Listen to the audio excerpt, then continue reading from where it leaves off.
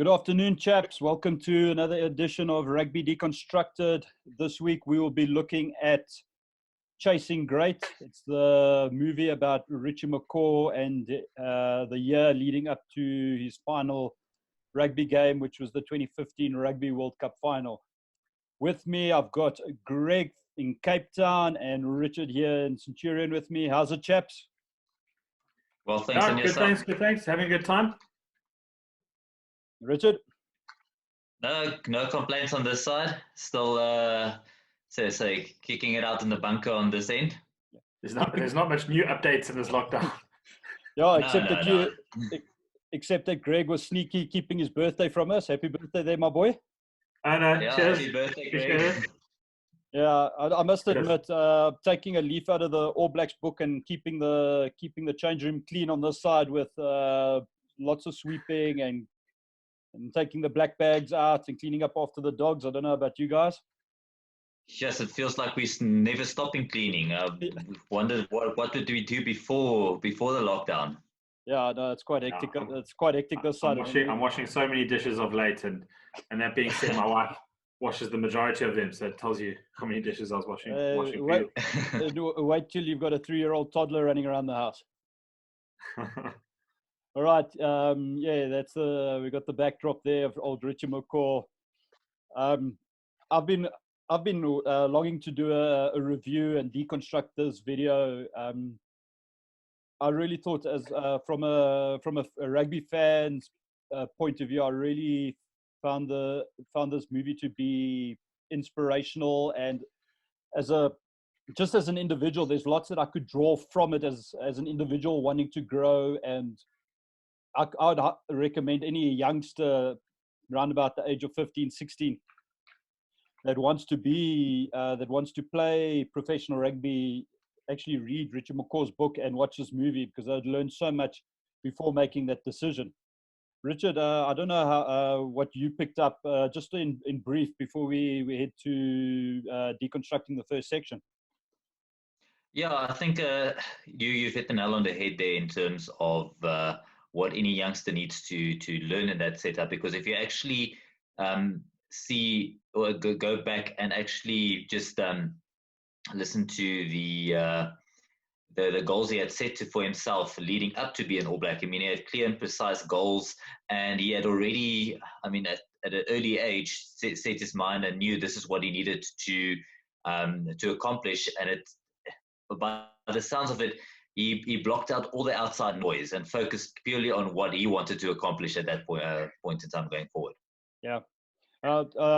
Before I head over to Greg, the one word that I wrote down here was, it's actually two words. The one was ownership. From an early age, he took ownership of what he wanted to achieve. And then the second part, which I found quite intriguing, was the willingness to sacrifice. He used the phrase, a holding place. Basically, life is a holding place while he gets on and plays rugby. And then after rugby, he'll get on with life and all the other things that come with it. So, sacrifice and ownership were the two big characteristics that I took out of it. And Greg, yourself? Yeah, I thoroughly enjoyed it. Initially, I would have enjoyed more change room chats and footage in the change room, especially during the matches. But I mean, those collisions that they picked out in those matches that they did show was quite violent, which is quite nice. And I think they picked all the visuals that had bloodied rugby players, which is also which got me in the mood. And last thing I'll say, sort of on an introductory basis, is I just hope Siya Kolisi has a docky crew following him in the last 2 years, because I'd be very, very keen to watch his version. Yeah, 19 World Cup triumph. I definitely. It's one of the things that I want to bring up later when we have a chat, is comparison to South Africa. It's part of the section that I definitely want to be able to look at a couple of players and decisions SA Rugby have made. And I'm glad you brought that up, because it's definitely something that when you look at it as a South African and you're like, geez, where did we get it so wrong for 15 years 16 years after 2007, where we were on the right track. But I want to focus now specifically on Richie, and I'm going to quickly ask Greg to. Oh, sorry, I shared the wrong screen. Well done.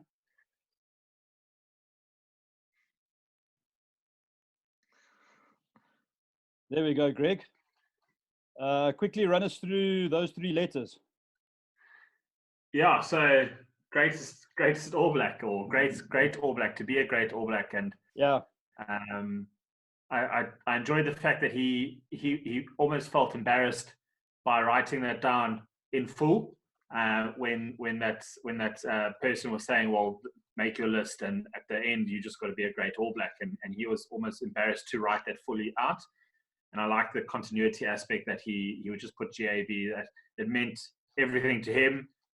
Somebody sort of looking over at his notes wouldn't have necessarily known what it means, but he knew obviously what it meant. And it just sort of, as a budding sort of amateur rugby player, watching this was giving me some chills. And I even mentioned to my wife that, yes, I need to put some boots on and tackle something, because I'm feeling edgy here, especially in lockdown, to get back into the field. So I like how he broke it obviously down in the list that he made, Richard, you mentioned, but also the fact that he would write down a list of things that he needed to do each match, which is also things that I can sort of personally speak to. I sort of, in my mind, I don't necessarily write them down, but in my mind I'm like, what do I want to do today, which is quite a cool thing, just to sort of centralize your focus. I mean, I don't need to be goal kicking. I need to be scrumming. I need to be rucking. I need to be carrying.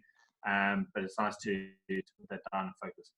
Yeah. And Richard, yourself, before we come to my view on some of those points about using a little notebook and notes before a game.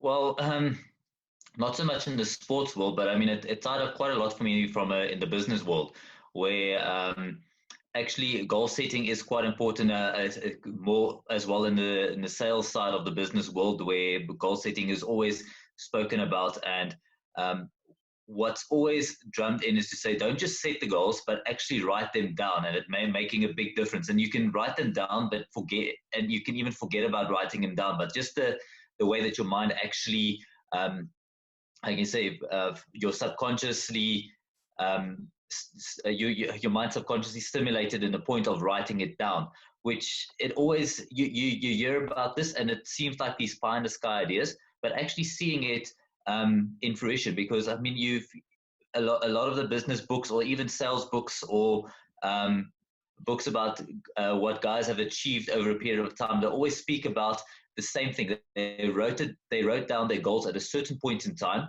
on a piece of paper, and then years later discovered that piece of paper again, and were actually amazed about the points that they had set down, that they actually did accomplish that. But the way that he went about it is, especially in the business world, we've got a guy, a motivational speaker called Brian Tracy, who's always quite big on the fact that you must be specific in what you want to achieve and have a date set to that, and in the present term. And for some reason, on that piece of paper, all 3 of those were exactly specified.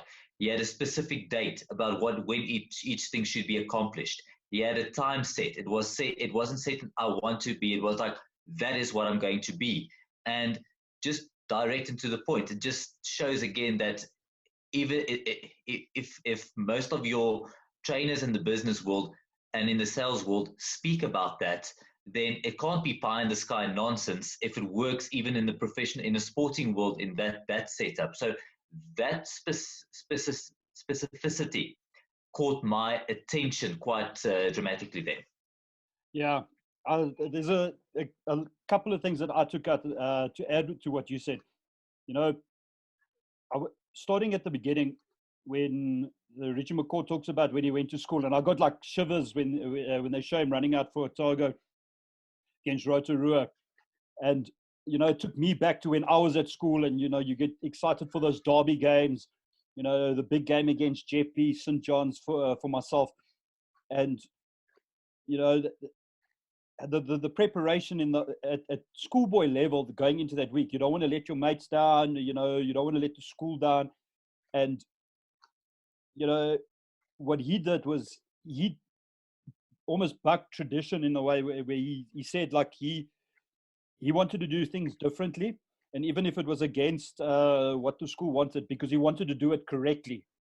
And and if I can say the difference between say a good Richard McCaw and a wannabe Andre Gil is he had very little emotion in what he did.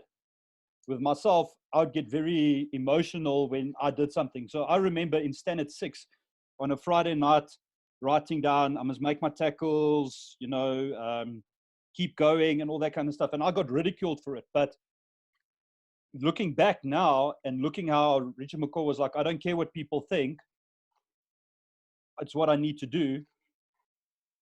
Andre Gil was very emotional about that stuff. And then that kind of activity kind of went out the way.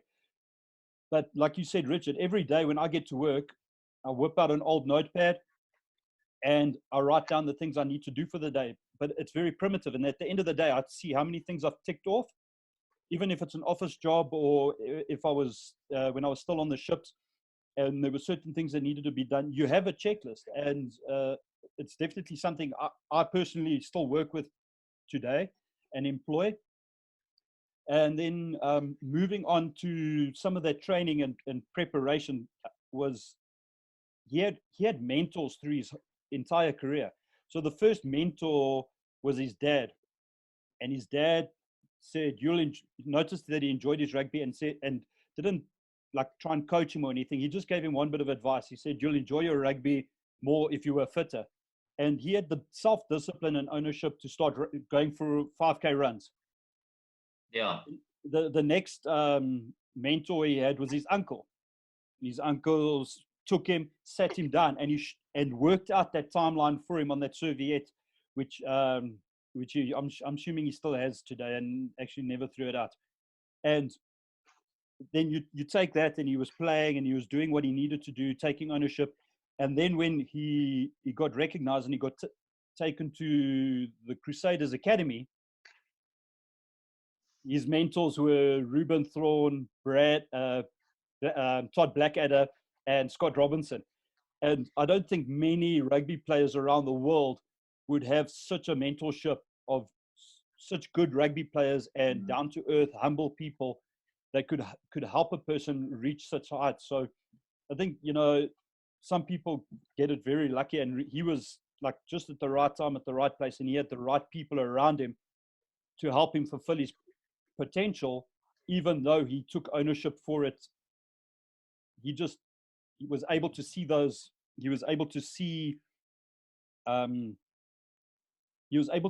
what the people were saying, where a lot of children at the age of 15 or 16 don't know what they want to do with their life, and they don't see those signs, or they don't learn those lessons early enough to take ownership and responsibility of their own individual actions.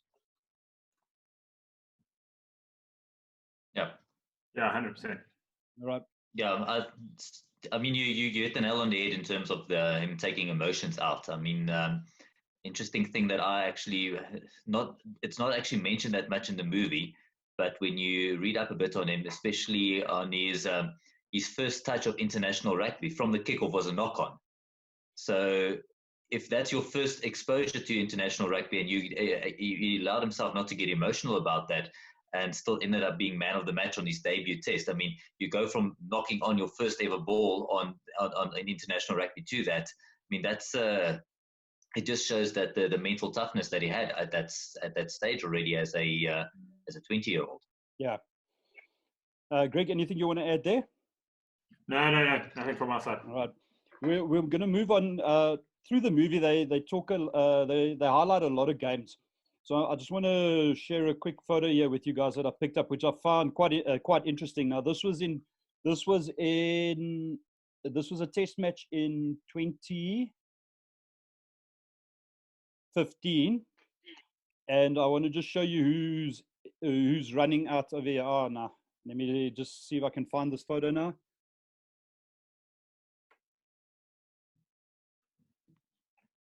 Give me a sec. There, can you guys see that? Yeah. Yeah. So this was 2015. And you just need to look at, there's Richie McCaw there, Israel Dag, Kieran Reid, Conrad Stakey, Smith. yeah, Conrad Smith, and then Martin Nonu. Nonu. And a couple of things I want to take away from this photo is that's the senior leadership of the team, and they're running out first. You know, traditionally, you run out 1 to 15 and your captain in front. Here you got your senior crew running out, leading the team from the front. So it's pretty different.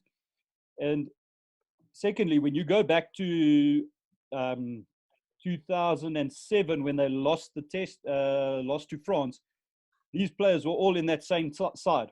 So over a 12-year period, oh, what's it? My maths has left me now. 8-year period, these guys are all still playing test match rugby. So that's quite a lot of experience and leadership sitting right there. Yeah, massively. Yeah. All right. And the next thing I want to, I've just saved a little clip here for you guys. Let's see if I can get it up and running. And have a, hopefully you guys can hear what the commentator's saying. So it's quite interesting, the view of the All Blacks at this point of the tournament in 2007. Against this second period underway. France 40 minutes away from elimination in their own World Cup. New Zealand 40 minutes away from booking their semi-final place against England.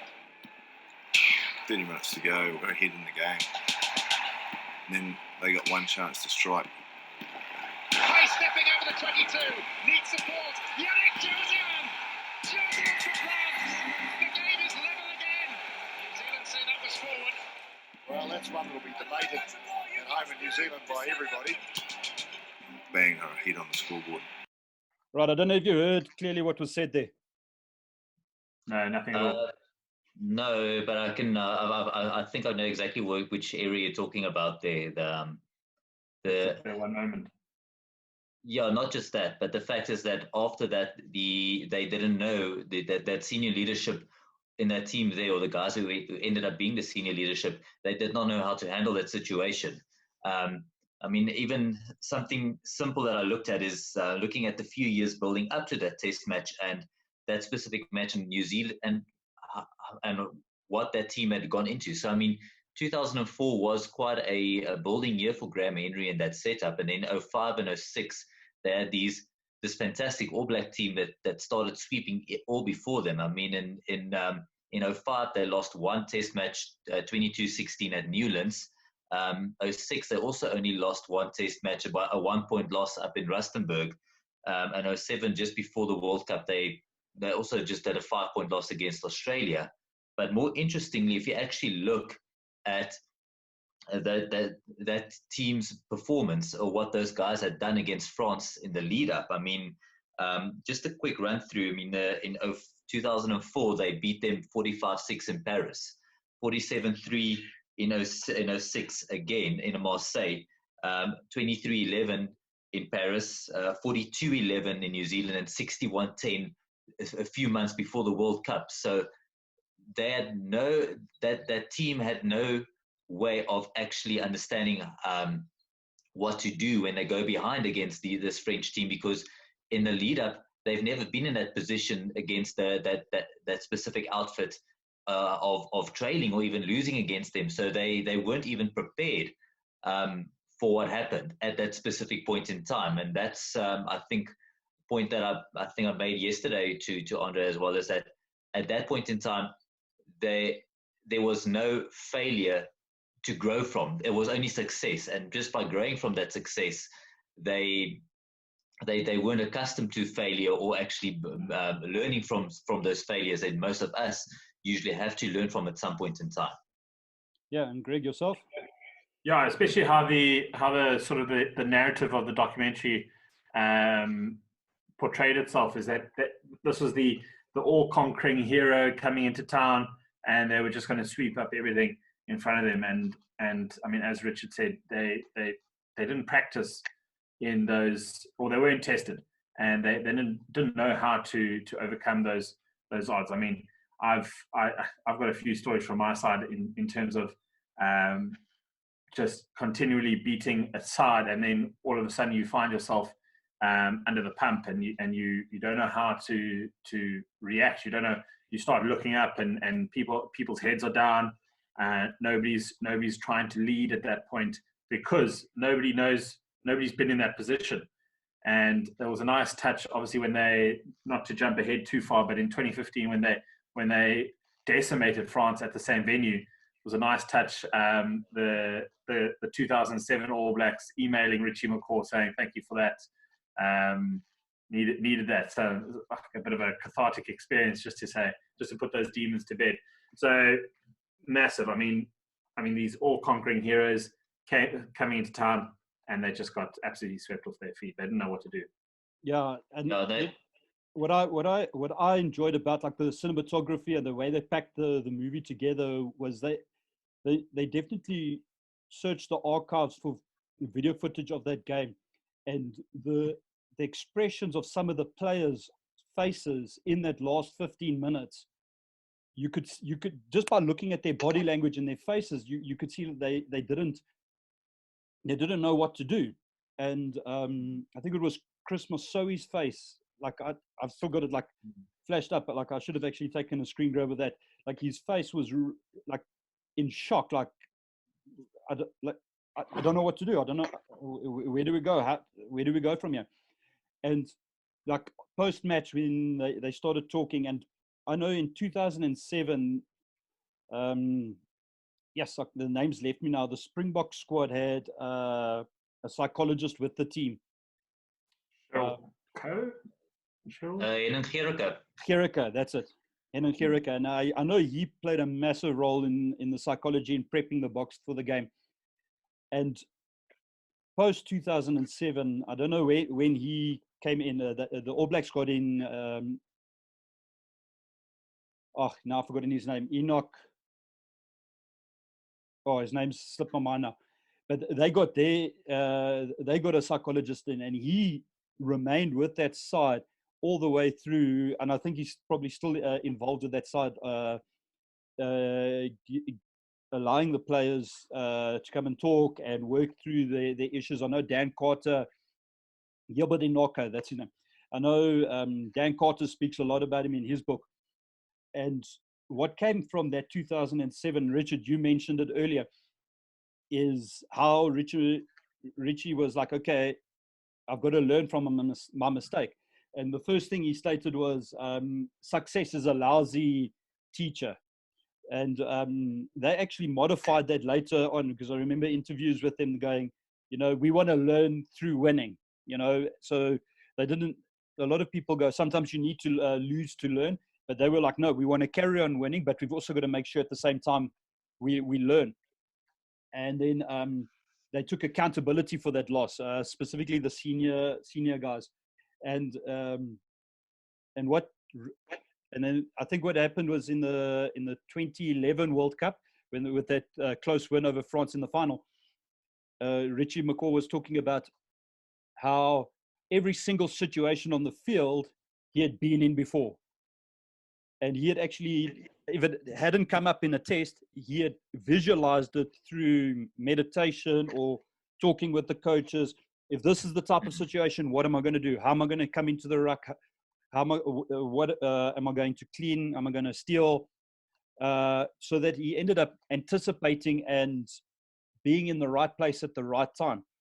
And that is something any rugby player should be striving for when they play the game, is making sure that you're fully prepared when you go onto the field, so that you're never flustered, or you have that deer in the headlights look on your face when you're playing, specifically in a tight game or in a finals game, or when there's a few minutes on the clock, and basically learning to find a way to win.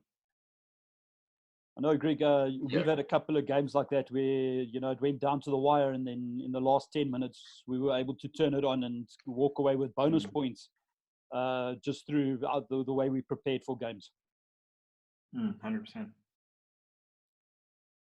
All right, chaps. That brings us to the end of the first part, and then we'll take a quick 5 minutes, and I'll send you guys a link, and then we will prepare for part 2, where we will look at the psychology experience and the comparison to SA Rugby. Perfect. Cool. See you then. Great.